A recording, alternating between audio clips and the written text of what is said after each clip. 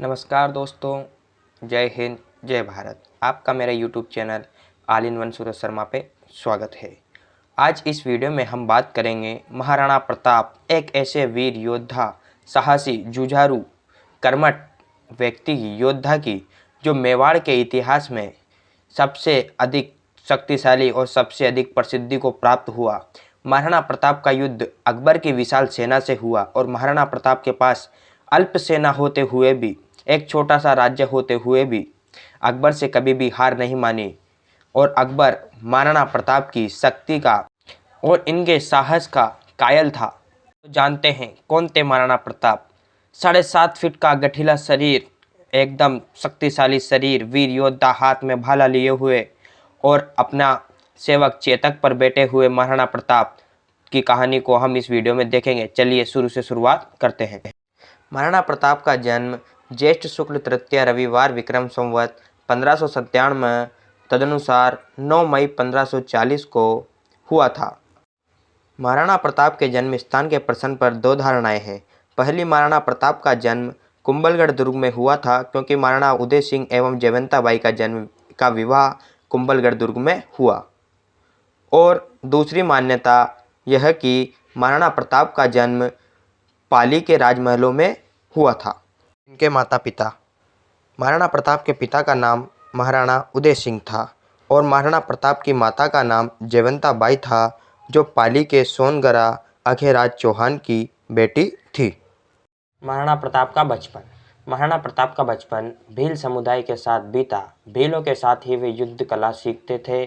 भील अपने पुत्र को कीका कहकर पुकारते हैं, इसलिए भील महाराणा को कीका के नाम से पुकारते थे। अब प्रताप का जीवन। राणा उदय सिंह के दूसरी रानी धीरबाई, जिसे राज्य के इतिहास में रानी भटियानी के नाम से जाना जाता है, यह अपने पुत्र कुंवर जगमाल को मेवाड़ का उत्तराधिकारी बनाना चाहती थी। महाराणा प्रताप के उत्तराधिकारी होने पर इसके विरोध स्वरूप जगमाल अकबर के खेमे में चला गया। महाराणा प्रताप का प्रथम राज्याभिषेक 28 फरवरी 1572 में गोगुंदा में हुआ था, लेकिन विधि विधान स्वरूप राणा प्रताप का द्वितीय राज्याभिषेक 1572 ईस्वी में कुंभलगढ़ दुर्ग में हुआ। दूसरे राज्याभिषेक में जोधपुर के राठौर शासक राव चंद्रसेन भी उपस्थित हुए। राणा प्रताप ने अपने जीवन में कुल 11 शादियां की, परंतु उनकी पत्नियों में सबसे प्रसिद्ध रानी अजबदेव पंवार थी और उनके पुत्रों में सबसे प्रसिद्ध अमर सिंह थे। महाराणा प्रताप के शासनकाल में सबसे रोचक तथ्य यह है कि मुगल सम्राट अकबर बिना युद्ध के प्रताप को अपने अधीन लाना चाहता था। इसीलिए अकबर ने प्रताप को समझाने के लिए 4 राजदूत नियुक्त किए। सर्वप्रथम सितंबर 1572 ईस्वी में जलाल खां प्रताप के खेमे में गया। इसी क्रम में मानसिंह 1573 में प्रताप को समझाने गए और नंबर 3 पर भगवंत दास सितंबर 1573 में तथा अंतिम और चौथा राजा टोडरमल दिसंबर 1573 ईस्वी में प्रताप को समझाने के लिए गए, लेकिन राणा प्रताप ने चारों को निराश किया। इस तरह राणा प्रताप ने मुगलों की अधीनता स्वीकार करने से मना कर दिया, जिसके परिणाम स्वरूप हल्दी घाटी का ऐतिहासिक युद्ध हुआ। हल्दी घाटी का युद्ध। यह युद्ध 18 जून 1576 ईस्वी में मेवाड़ तथा मुगलों के मध्य हुआ था। इस युद्ध में मेवाड़ की सेना का नेतृत्व महाराणा प्रताप ने किया और भील सेना के सरदार पानरवा के ठाकुर राणा पूंजा सोलंकी थे। इस युद्ध में महाराणा प्रताप की तरफ से लड़ने वाले एकमात्र मुस्लिम सरदार थे हकीम खां सूरी। लड़ाई का स्थल राजस्थान के गोगुंदा के पास हल्दी घाटी में एक संकरा पहाड़ी दर्रा था। महाराणा प्रताप ने लगभग 3000 घुड़सवारों और 400 भील धनुर्धारियों के बल को मैदान में उतारा।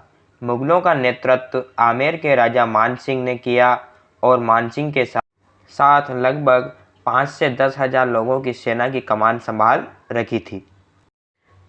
3 घंटे से अधिक समय तक चले लंबे भयंकर युद्ध के बाद महाराणा प्रताप ने खुद को जख्मी पाया। मेवाड़ में हताहतों की संख्या लगभग 1600 पुरुषों की थी। मुगल सेना में 3500 से 7800 लोगों को खो दिया, जिसमें 350 अन्य घायल हो गए। इस युद्ध में मेवाड़ के महाराणा प्रताप विजयी हुए थे। जैसे ही साम्राज्य का ध्यान कहीं और स्थानांतरित हुआ, प्रताप और उनकी सेना बाहर आ गई और अपने प्रभुत्व के पश्चिमी क्षेत्रों को वापस उन्होंने प्राप्त कर लिया। इस युद्ध में मुगल सेना का नेतृत्व मानसिंह तथा आसफ खान ने किया। इस युद्ध का आंखों देखा वर्णन अब्दुल कादिर बदायूनी ने किया। इस युद्ध को आसफ खान ने अप्रत्यक्ष रूप से जिहाद की संज्ञा दी। इस युद्ध में बीदा के झालामान ने अपने प्राणों का बलिदान करके महाराणा प्रताप की जीवन की रक्षा की। शत्रु सेना से घिर चुके महाराणा प्रताप को झालामान सिंह ने अपने प्राण देकर बचाया और महाराणा को युद्धभूमि छोड़ने के लिए बोला। प्रिय अश्व चेतक की भी मृत्यु हो गई। शक्ति सिंह ने अपना अश्व देकर महाराणा प्रताप को बचाया। दिवेर का युद्ध मेवाड़ के महाराणा प्रताप और अकबर के बीच 1582 ईस्वी में लड़ा गया था, जिसे महाराणा प्रताप ने विजय प्राप्त की। दिवेर का युद्ध जीतने के बाद महाराणा प्रताप ने अपने राज्य के क्षेत्रों को वापस लिया। कर्नल टोड ने भी अपनी किताब में जहां हल्दी घाटी को थर्मोपल्ली उप मेवाड़, मेवाड़ की थर्मोपल्ली की संज्ञा दी, वहीं दिवेर के युद्ध को मेवाड़ का मैराथन बताया है। महाराणा प्रताप को पांथल के उपनाम से भी जाना जाता था। महाराणा प्रताप के हाथी का नाम रामप्रसाद था, जिसका नाम अकबर ने बदलकर पीर प्रसाद कर दिया था। प्रताप के घोड़े का नाम चेतक था और महाराणा प्रताप की मृत्यु 19 जनवरी 1597 ईस्वी में 56 वर्ष की उम्र में चावंड, मेवाड़ में हुई। महाराणा प्रताप की मृत्यु पर अकबर की प्रतिक्रिया। अकबर महाराणा प्रताप का सबसे बड़ा शत्रु था, पर उनकी यह लड़ाई कोई व्यक्तिगत द्वेष का परिणाम नहीं थी, बल्कि अपने सिद्धांतों और मूल्यों की लड़ाई थी। एक वह था जो अपने क्रूर साम्राज्य का विस्तार करना चाहता था, जबकि एक तरफ महाराणा प्रताप जी थे जो अपने भारत मातृभूमि की स्वाधीनता के लिए संघर्ष कर रहे थे।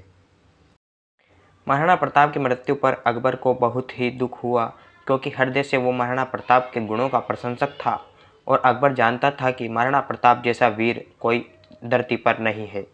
यह समाचार सुनकर अकबर रहस्यमय तरीके से मौन हो गया और उसकी आंखों में आंसू आ गए। उनका नाम इतिहास में वीरता, शौर्य, त्याग, पराक्रम और दृढ़ प्रण के लिए अमर है। उन्होंने मुगल बादशाह अकबर की अधीनता स्वीकार नहीं की और कई सालों तक संघर्ष किया। अंततः अकबर महाराणा प्रताप को अधीन करने में असफल रहा। महाराणा प्रताप को उनके शौर्य, वीरता, पराक्रम और त्याग के लिए आज हिंदुआ सूरज के रूप में जाना जाता है। उम्मीद है आपको ये वीडियो अच्छी लगी होगी। आगे भी मैं आपके साथ ऐसे ही वीडियो बनाता रहूँगा। जय हिंद, जय भारत, जय राणा प्रताप की।